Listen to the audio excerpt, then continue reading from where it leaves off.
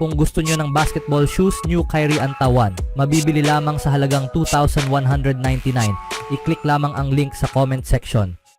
Ang Pierre Mauroy Stadium sa Lille ay puno ng mga nagwawagayway na mga flag at tumutugtog na mga tambol. Sa Pub Saint-Germain dito sa Paris, may mga palakpak at hiyawan at isa pang round ng mga beer.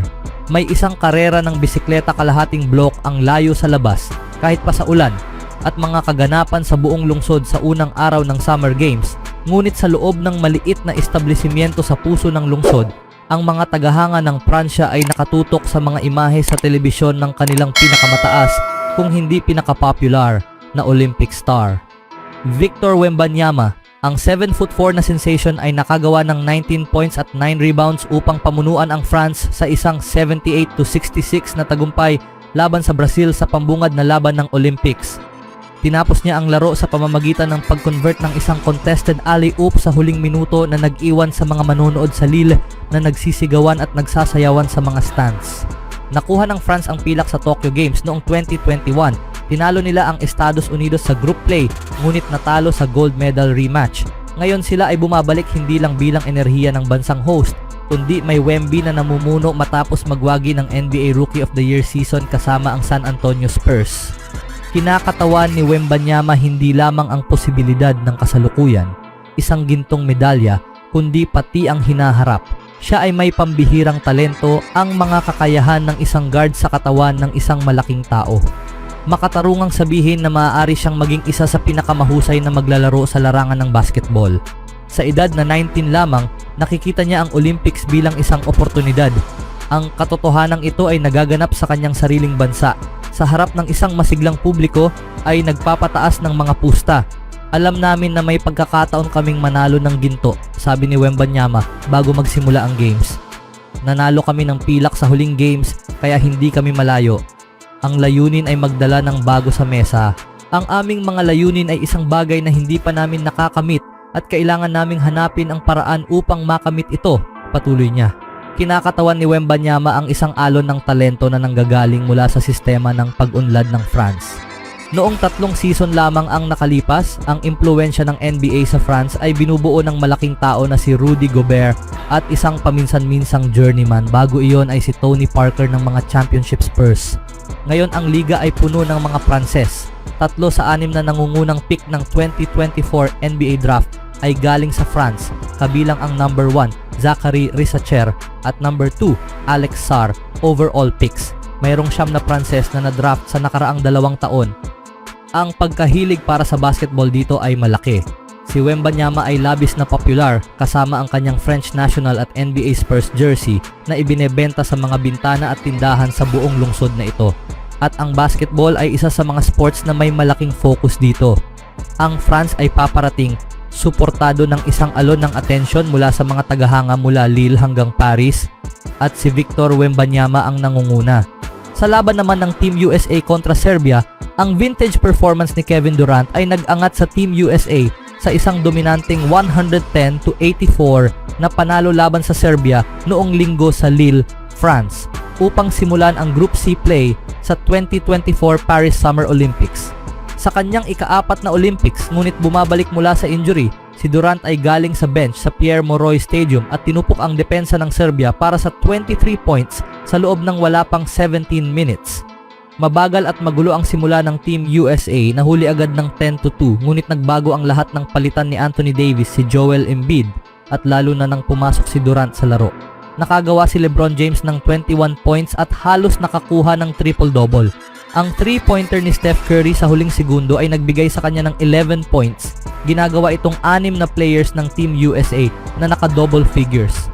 Tinalo ng kanilang bench ang Serbia sa score na 47-23 na magiging pinakamalaking kalamangan ng Team USA sa Olympics. Nanguna rin ang Team USA sa Serbia sa second half na may score na 52-35. Ang superstar ng Denver Nuggets na si Nikola Jokic ay nakapuntos ng 20 points at may 8 assists, 5 rebounds at 4 na steals para sa Serbia. Ang tanging 2 players na hindi naglaro sa bench ng Team USA ay sina Jason Tatum at Tyrese Haliburton. Pagbabalik ni KD, tinawag ni Coach Steve Kerr si Durant mula sa bench sa 2 minutes 33 seconds mark ng first quarter habang ang Team USA ay nahuhuli ng 19-14. Nanguna sila ng 25-20 papunta sa second quarter. Nang bumalik si Durant sa bench na may 6 minutes 40 seconds na natitira sa first half, ang kalamangan ng Team USA ay lumaki sa 35-25. Lahat ay dahil sa kanya. Hindi naglaro si Durant sa alinman sa 5 exhibition games ng Team USA habang nagpapagaling sa isang calf issue, ngunit agad na nagmukhang isang MVP candidate ang 35-year-old na player sa sandaling pumasok siya sa laro. Perfect ang kanyang first half, nakapuntos ng 21 points sa 8 of 8 shooting, kabilang ang 5 of 5 mula sa 3-point range, at may plus 17 sa loob ng 8 minutes at 39 seconds lamang. Hindi sapat ang salitang perpekto upang ilarawan ang performance ni Durant. Kinakailangan ng isang salitang lampas sa karaniwan. Kumuha lamang si Durant ng isang shot sa second half at hindi ito naipasok, ngunit naipasok niya ang kanyang 2 free throw attempts. Tinapos niya ang kanyang unang pagpapakita ngayong taon sa Team USA bilang plus 20. Starter o reserba, si Durant ang ultimate cheat code ni Kerr sa isang team na lubhang nangangailangan ng kanyang haba at kakayahan sa pag-shoot. Unang pagpapakita ni Steph. Ang paglalaro sa Olympics sa unang pagkakataon ay maaaring magdala ng bagong wave ng emosyon. Alam ni Curry ang sistema ni Kerr nang nakapikit, at ang mga tune-up games ng Team USA ay nagbigay daan sa kanya upang maging mas sanay sa iba't ibang mga patakaran, sukat ng court at pakiramdam ng FIBA ball. Ngunit ang pag-apak sa floor sa Lille ay hindi maihahambing sa paggawa nito sa Las Vegas, Abu Dhabi o London, kung saan hindi binibilang ang final scores. Maaaring nakaranas ng butterfly si Curry sa first offensive possession ng Team USA nang magbigay siya ng malambot na inbounds pass na nauwi sa turnover laban sa agresibong depensa ng Serbia. Hindi nag-init si Curry sa first half, nakapuntos ng 6 na points sa 2 of 4 shooting, lahat ng kanyang attempts ay threes. Ang pinakamalaking alalahanin para kay Curry ay dumating sa third quarter nang mabangga niya ang tuhod sa isang player ng Serbia at agad na nagsimulang lumpo. Ibinigay ni Curry ang senyas kay Kerr at sa bench ng Team USA na siya ay okay at nanatili siya sa laro. Isang last second 3 ang nagbigay kay Curry ng 11 points sa 4 of 8 shooting. Siya ay 3 of 7 mula sa malayo bilang isang secondary option kaysa sa kailangan niyang dalhin ang opensa.